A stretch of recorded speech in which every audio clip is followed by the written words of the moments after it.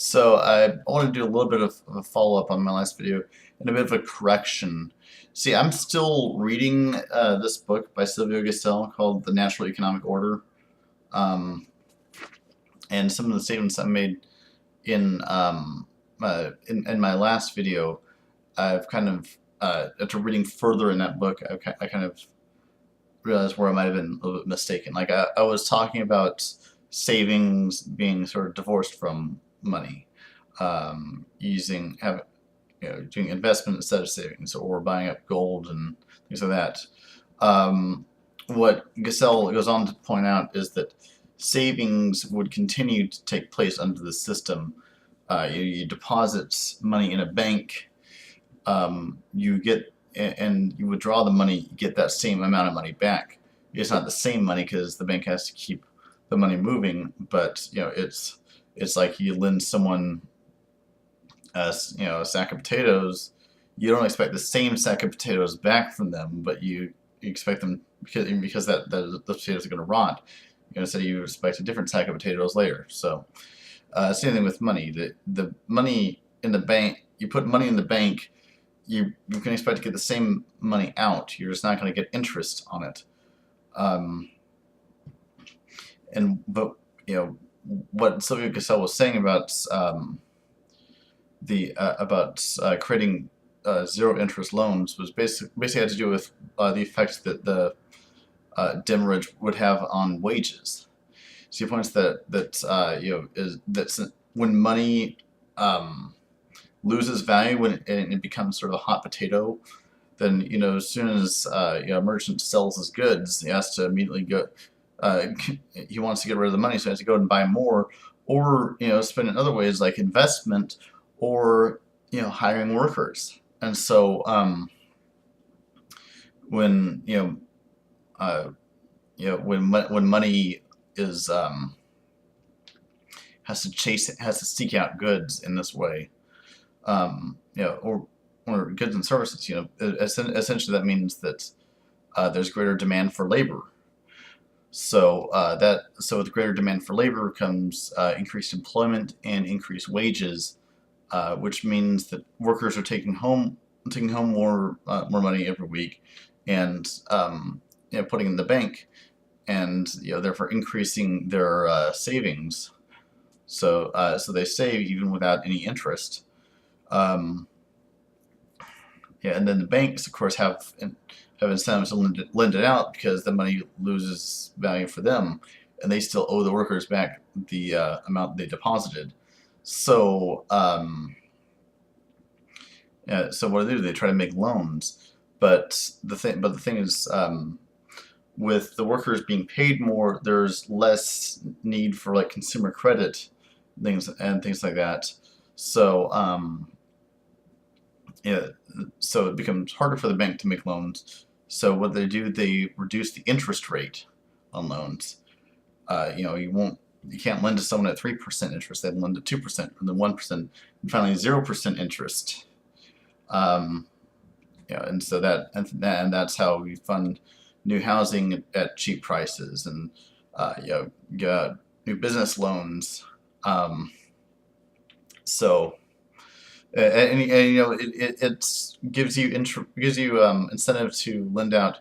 Even non-bankers have incentive to lend out money at zero interest, because you take in more money than you need, so to buy the goods you want. What do? You lend it out to someone who does need it. So it's kind of rapid velocity money. It keeps going to the people who need it. Just as readily as it's spent. And it also has an interesting effect on prices, because you see the price of goods that we buy on the market, the markup on those prices is basically interest. The interest is basically the cost of manufacturing the goods, and the sort of the risk premium of holding onto those goods and not being able to sell them. That's basically why it's higher prices, because they risk, people just holding on to the money and waiting out for the price to drop or something like that in order to buy the goods. So without that risk premium, where money is circulated freely, um, then that interest is taken out of the price of goods. So that means goods are cheaper, even though money is circulating rapidly. Another effect that would happen, that the demurrage would have, is that people would stop discounting the future in their economic decisions.